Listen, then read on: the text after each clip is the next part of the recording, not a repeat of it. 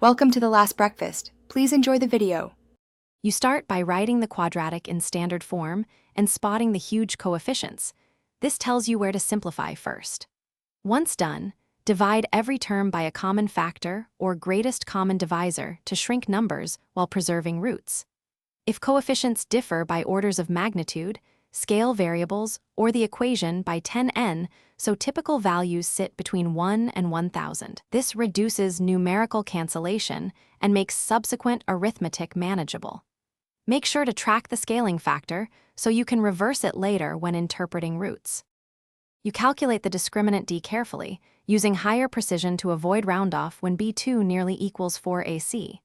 Once d is computed, prefer the numerically stable approach. Compute one root with x1 equals b sine b asterisk sqrt d slash 2a to avoid subtractive cancellation, then compute the other root via c slash asterisk x1. This two-step trick preserves accuracy. Make sure to use double precision or arbitrary precision arithmetic for sqrt and intermediate multiplications, so you don't lose significant digits. You now reverse the earlier scaling, converting roots back to the original variable units so results are meaningful.